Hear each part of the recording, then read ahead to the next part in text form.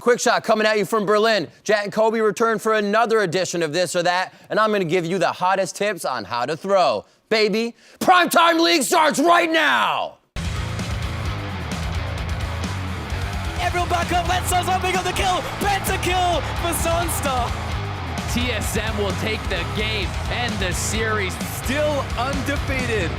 18 kills in 21 minutes. That sounds like an LPL match. All 18 are to SKT. Hello and welcome to Primetime League. I am Rivington Business III. This figment of my imagination is David Freak Turley, and I'm going to right punch him in the arm to see if he's real. Ow. David's I'm here. real.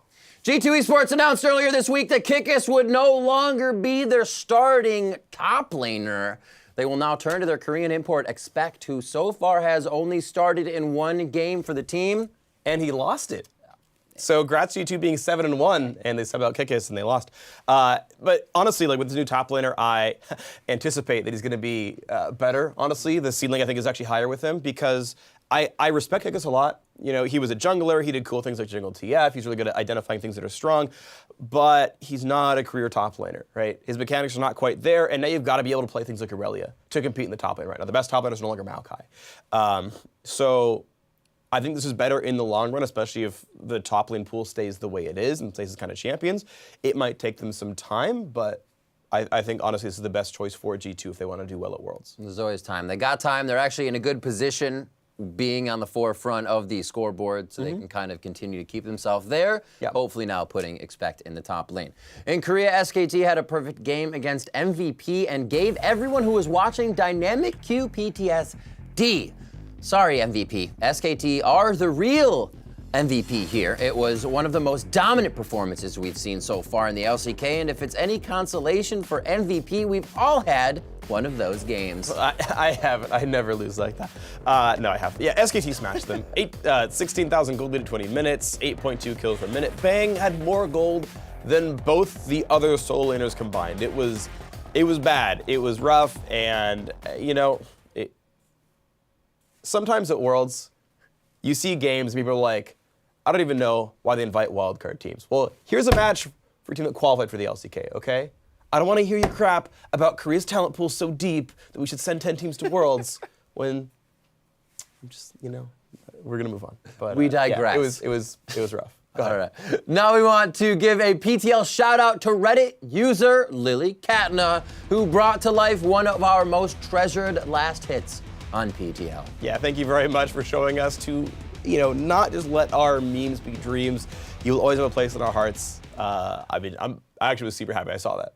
It was great. See? I don't want to smell you. Okay. What's better than watching the LCS games on the weekend? Not a whole lot. Don't even think about it. But if anything was close, it would be listening to the players' comms in this week's edition of Mic Check. Hello guys. Dragon Fist? Hello guys. I use Acolyte. I'm JBM. Rick Fox gets the W's, and we're gonna get the W's. He gets the championships. The championship. We're all gonna be champions by the end of this series. We're here to win against Echo Fox, so Shaq can be proud. Let's go. I think Maokai downside. Nice! Good job. Can you please? Why? Why are you so jelly? Because I'm so good at singing? But that was last game. This game is a new day, a new dawn. It's a new life for me, and I'm feeling good. Oh my god. Go, go, go! I get penta! Steal it! I get penta! Should I steal it? Do I steal it? I got him. Oh, where? I get penta! I'm speed! Give it to him, go. Go push mid. Push mid. Pentaki! There's actually no such thing as a mistake in League. There's only being too aggressive. Yeah. Agreed. T2 and base and go Drake. Okay, I think more if you want. I think more. Oh, really? No. It's risky. Yeah, base and go Drake. They might have double TP. Yeah, base and go Drake. Base and Drake, we have Nash still. Okay, hashtag no greed. The world could use more heroes. The world could use more sidestones. If I'm gonna die, flash in and save my KDA. Yeah, I'll flash Just and... body block me. Hey, Severe. I'm on my way. I have him. Help my boy. Help my boy. Go in. Okay, go in. Nice. Oh my god, I was so scared that you will die. Do you smell it, Hilly? What? The victory? Smell of a winning. So, just win, guys. Thank you. Good strategy. Nice victory speech. Yep, just win and take a win. Okay. Just win and take the win. Yep, we got this. No matter how far behind we fall or how far ahead we get, we need to keep talking. Yep, that's all. About what to do next, how to win the game. Enjoy yourself. Yeah, just have fun. I just want you guys to play the best you guys can today. Enjoy yourself. Yep, thank you. Regardless what happens. I'm gonna out Maokai. Maokai. I got AD, I got AD. We win, we win, Okay, we win. yeah, Maokai. Oh, Kindred. I got I'm gonna ignite Kindred. Here. Look, it's here. We got it here. Okay. Wait, can you kill that guy? Can. Yeah. Let's go. And Nice. Woo! Oh, that feels good, dude. Finally. That feels good.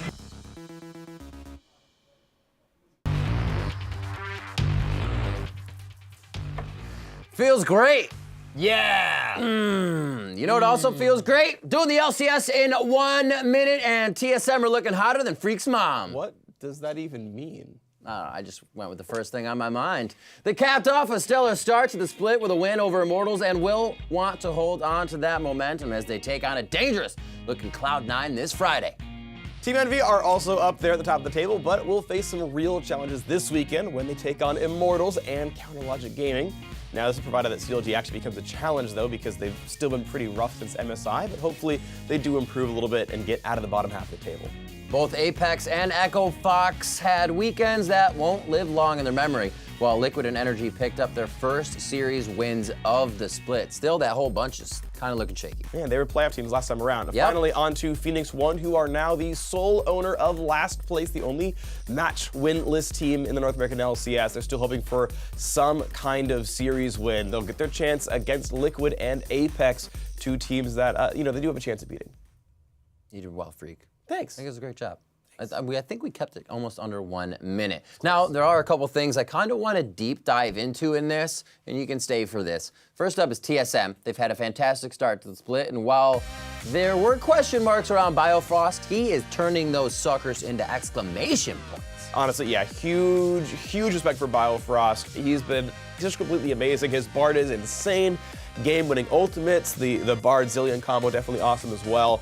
And TSM, I think, are smashing. I think they're the best team in NA right now. As far as KDA goes, they are second.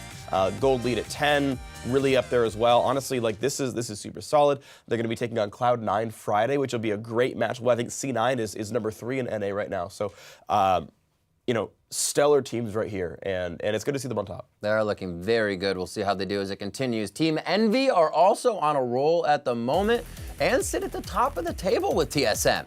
They've had a relatively easy schedule leading up to this point, however. So in their next 4 matches, they will have their mettle tested as they take on Immortals, CLG, Cloud9, and TSM. So that sounds like quite the rite of passage if I've ever heard. Well, that's what happens, right? If your schedule's been easy so far, the rest of it is all the hard teams. And shocking, here you go, the difficult ones.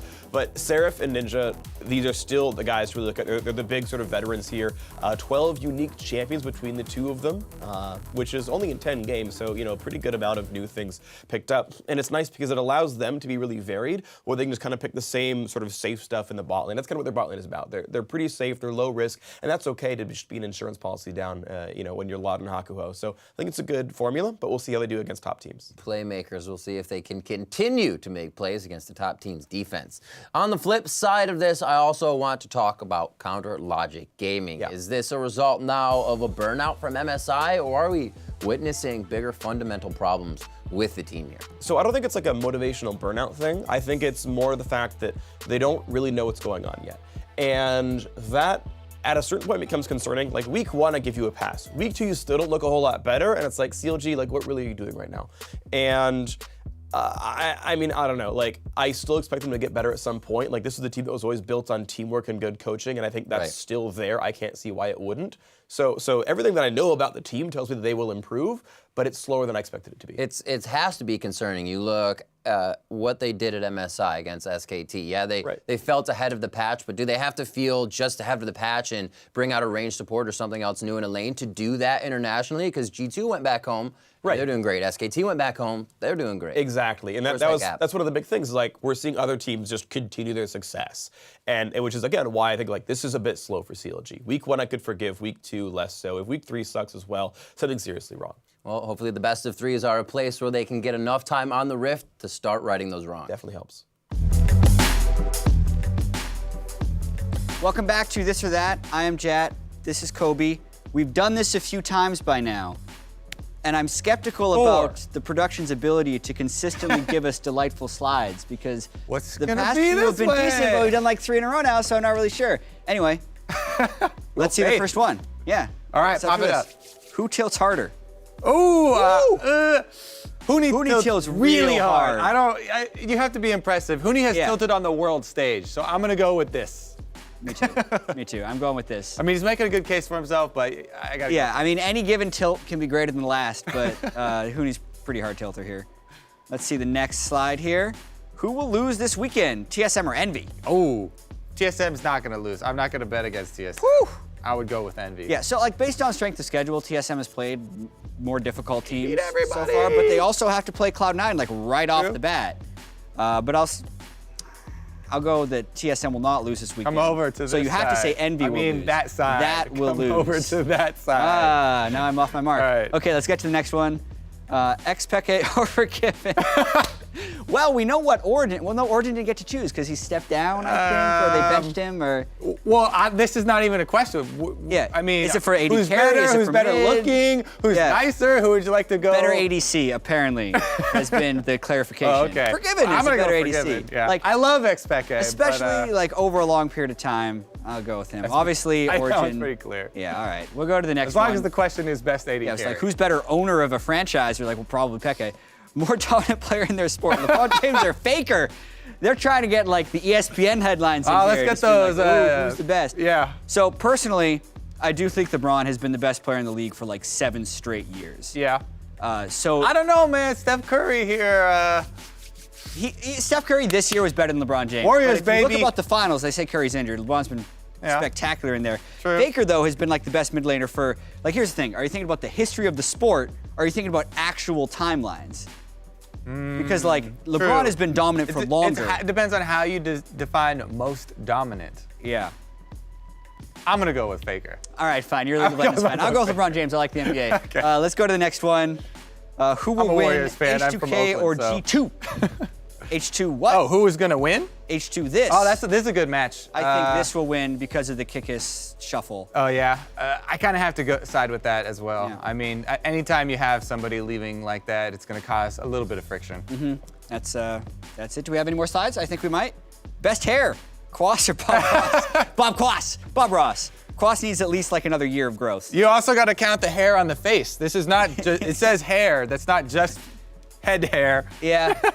Bob Ross is far too classic. All right, we both go Bob then. This is it. The last Happy little one hair is always goofy. That's a trend I can pick up on. Oh, that was the last one. We're done. That was the last one. We're good. Today That's early. It for this or that. Hit us up, LOL Esports. Let us know whose side you're on. You can hashtag this, hashtag that, hashtag this or that. You can tweet at RyChat. You can tweet at RyKobe. You have all the options with the Twitter, and we'll catch you next week.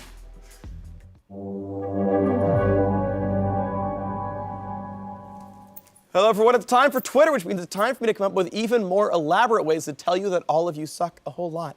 Last week, we asked you which 0-2 team would suck a bit less and win the most games among those teams. And for a spot in the Hall of Fame, we also wanted you to tell us what their team KDA would be for the week.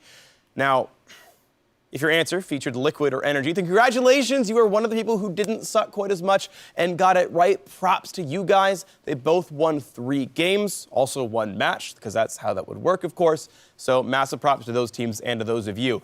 5 of you said Energy. Massive, awesome, good job. 26 of you believed in Liquid, and that means 31 of you were awesome PTL fans and guessed properly and raised your Twitter game from bad to just mediocre. But there's one lone wolf out there who stepped it up, even from mediocre to amazing. The Hall of Fame now has a new member. Welcome, Caleb Ahern. Sorry for butchering your name. at real_Bender, that's you, who successfully predicted Energy and had the team KDA of 4.5. Massive congrats to Caleb. You are fighting the good fight. Well done. Now, this week's question. We talked about teams that haven't won anything. How about teams that are pretty much only winning? There are 5 teams that have not yet lost a match. TSM, Envy, G2, H2K, and Rocket. We want to know which of these undefeated teams will lose a match this weekend. And for a spot in the Hall of Fame, tell us what their total number of deaths will be across the entire weekend. Some caveats, though.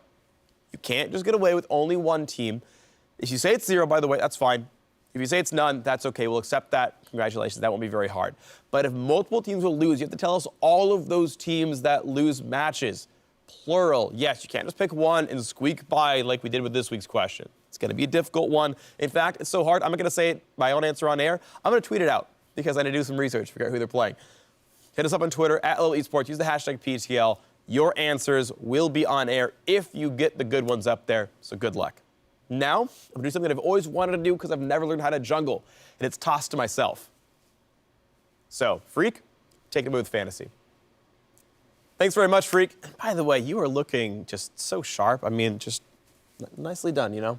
Anyway, guys, welcome to our PTL Fantasy segment where I hang out with this guy and he tells you lots of smart things. This week, I'm going to go with Optional Dom. Optional Dom, how you doing? Well, I just figured out why no one wants to toss to you, so I'm doing pretty good. Okay, well, that was, yeah. Let's talk studs. Who's going to be awesome this week in PTL or in fantasy in general? Well, it's a little bit surprising because the top 2 studs in fantasy are both from the same team in Roccat, and then the third guy is actually Otawamne, who's the top laner for H2K. Both Roccat players have been putting up massive amounts of fantasy points. Steelback especially has the most fantasy points per game in both leagues, so that's really good. Otawamne has a little bit of a tough matchup this week going up against G2, but if you think they're going to be one of those teams that close out the weekend with a 4-0 in games, he's going to be putting up a lot of fantasy points. Okay, so actually some good points. And yeah, Rocket actually doing pretty well as a team is something to kind of keep in mind. One of the up-and-comers. Let's talk about duds then. Who's kind of sucking a whole lot? All right, well, these guys are really popular. They have more than a 70% ownership rate, but they're not going to do too well. And unfortunately for NA fans, 2 of them are from CLG.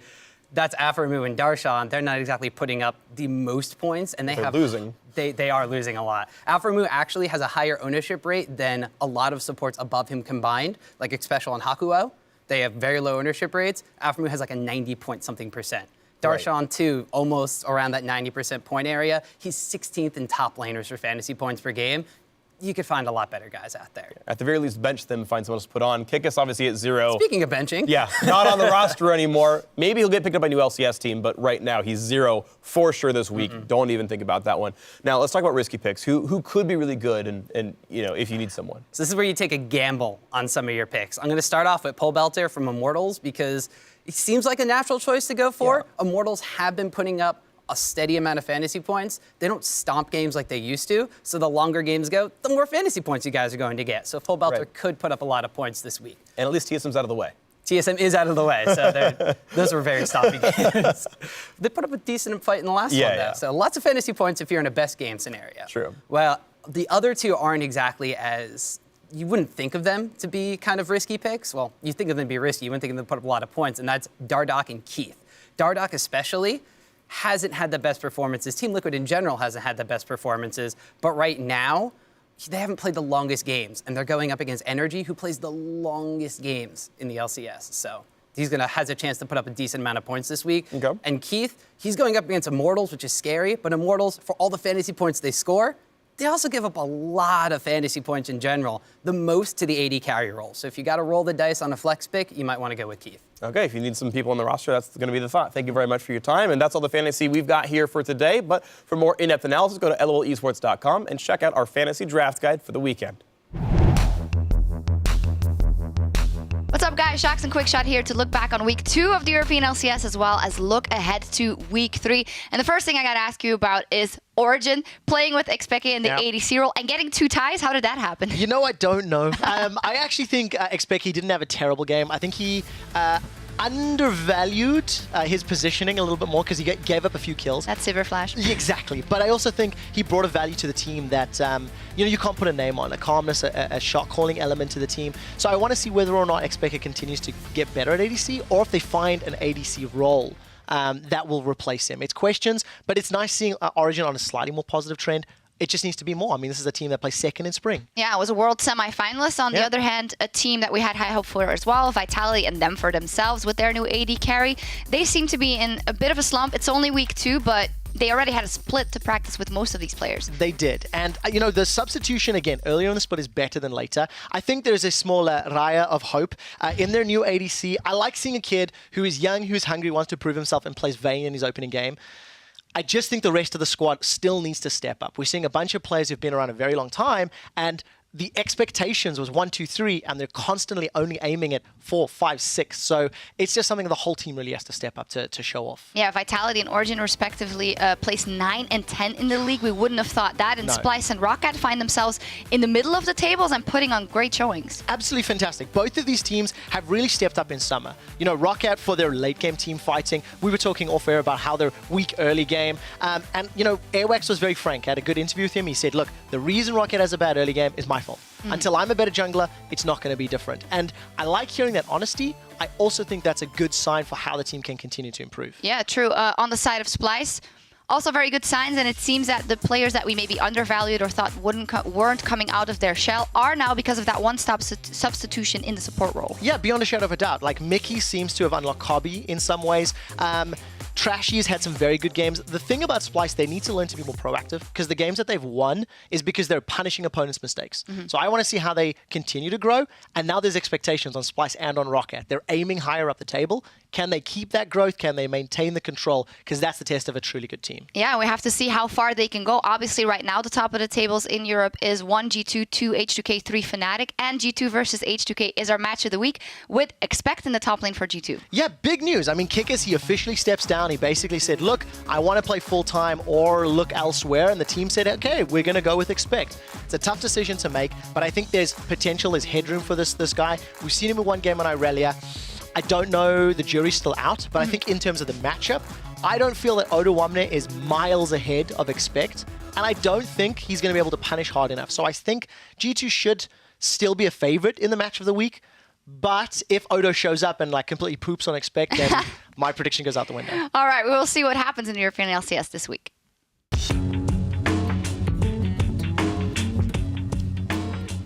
To know the pro or not to know the pro? That is the question. It also happens to be a question we asked you earlier in the week when we showed you this set of lips to see if you were up to speed on your pro players. If you guessed deft, then you... Absolutely not deft. That's better. Thank you, guys. Originally hailing from Korea, Deft was one of the members of Samsung Blue who made it to the World Semifinal back in 2014. From there, he went on to play for Edward Gaming and became a 2015 MSI champion. Gotta feel good. With EDG, he currently has a 6.25 KDA with a 76.1% kill participation and a 31% kill share. Not too shabby. And while we were talking about Deft, it seems like a good time as any to head into the regional rundown. In the LPL, things are looking very similar to where we left off last week. Snake continues to rise with another 2 wins and are tied for second in Group A with Game Talent. Edward Gaming and Royal Never Give Up lead Group A and Group B respectively, which brings us to our BF match of the week. Yeah! It's going to be amazing. Both the teams 5-0 in matches, topping their group. It's also a bit of a 2014 Samsung reunion. You got Looper, Pawn, Deft, Mata. It's also a finals rematch from last split. Everything tells you these are the teams to watch in China. The top 2 teams. It's a way to gauge the strength of the group so you can power rank your favorite team based on which one wins and then smack talk the one to the other side. I'm excited. You can check out our BF match of the week as EDG take on RNG bright and early tomorrow morning or later tonight, depending on how you look at it. Haha! Moving on, Raisin has returned to the LMS after being banned, and what a better way to return to the big stage than being focused like crazy and having your penta stolen by a chilling smite. Welcome back, kiddo. Yeah, you can see him right here in action playing League of Legends, Caitlyn, which makes it actually very easy. It's like, all right, this is his for sure, this is yours, and then Scumbag Rek'Sai. Complete Scumbag Rek'Sai. Thanks very much for being the worst player possible. Look how elated he is. I would just slash FF right then and just be like, yeah, I don't want to win anymore. That's when your team actually goes with it and you don't want that to happen. I've actually thankfully never had that accidental surrender vote because I always vote no when those happen, and it's like it passes 3-2 like all the time.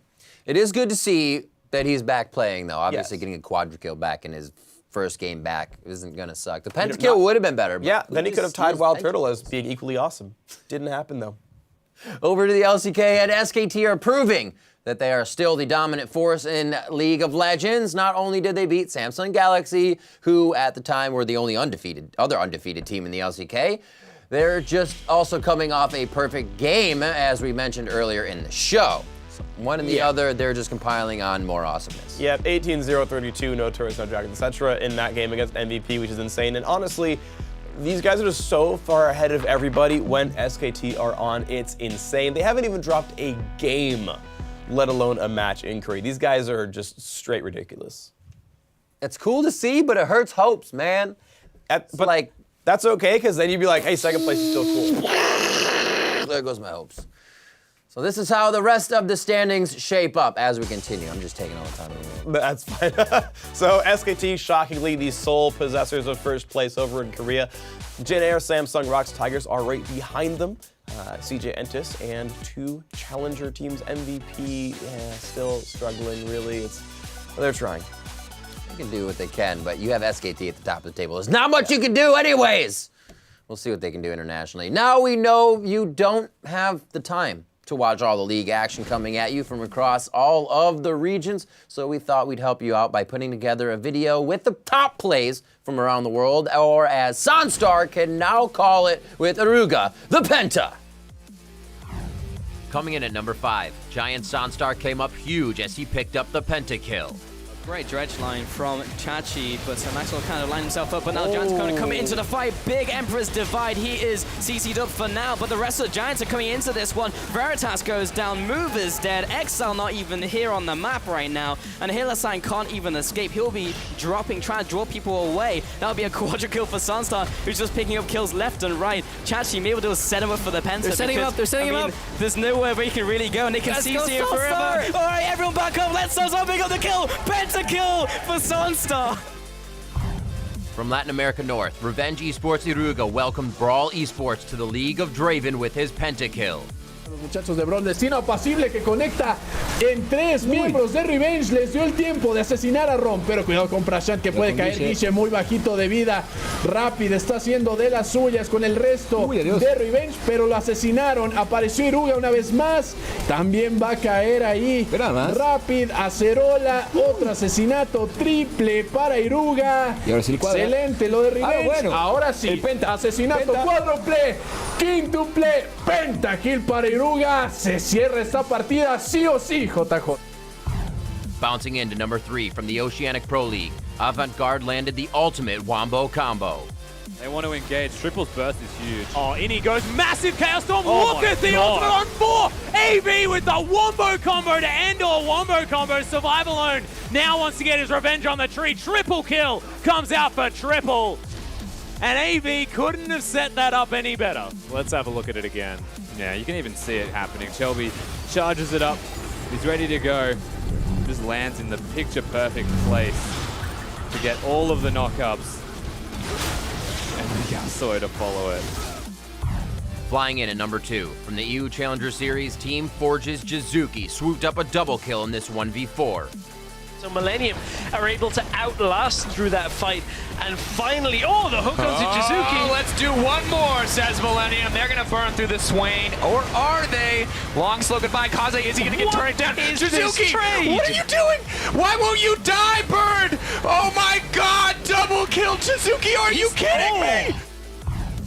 At number 1, from Latin America South, KMV's Plugo melted HAF for the Foxes to pick up the 4v5 quadra kill. Pero al menos le permite desposicionarse a los jugadores de Havnet y asegurar la torreta. Cuidado, ver, casi cambia el enfoque de inmediato. Jurastitas es castigado, un frostbite directo, la mordida de hielo. Cuidado, media vuelta, se lanzaba Plugo, intenta dejar todos sus puestos, los masacra brutalmente, pero llega la vida del cordero, los levanta del más allá, pero parece no ser suficiente. Entraba con todo KMB, cuidado, una masacre por ambos lados, 4 muertes en total. The Fox queda en pie, Plugo se vuelve loco, abraza a su compañero. Dios, asesinato cuádruple a favor de KMB. I love it. The guys were celebrating with their teammates that were already dead as the other people were pushing into the Nexus. That's probably something I would do. I'd be up out of my chair at that point. Yeah, I think that was pretty awesome. I do want to point out, though, the Draven Penta was a gift. The Bard got away for sure, and I was like, I'll just walk back and give it to you. So I appreciate, you know, the sportsmanship, but that was a gift. That was not an earned pentakill. You're a rough one, man. I'm a bad person. Okay, guys, you know the drill. Whenever you see a big play, hit us up at LOL Esports with the hashtag #ThePenta, and we'll make sure you'll get the best of the best every week. Now, you guys have heard of pro tips, but we thought we'd share with you some of our very best throw tips for this last hit.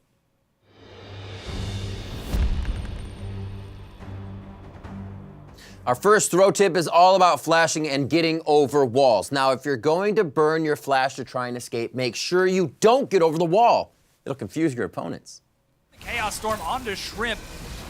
He is taking a lot of damage. There's the Chrono Shift. That's going to time out, buddy. You are in a very... Oh, he doesn't make it over the wall. Spot on. When you're caught in a sticky situation and about to give up first blood, never burn your summoners. Instead, execute yourself on the nearest tower, but make sure you do it within 15 seconds. He's looking to get the execute timer, actually. He thinks it's been long enough, but it's 15 seconds. We're going to find out. It is not. Xmithy gets first blood. That's the ticket. Now, when you see a Nidalee Spear coming at you from downtown, whatever you do, don't run to the side. Make sure you run in a straight line and take that bad boy at max range. I feel like these people have not played against Alawi before. They got to dodge that. And a spear is going to find Frog, and Okyu goes in. He's going to look for hard, find some damage. Oh my gosh, that spear landed. Great catch. Got to be the Isotoners. That's all the throw tips we have for this week. Now get hyped for LCS. There's plenty more throws to come.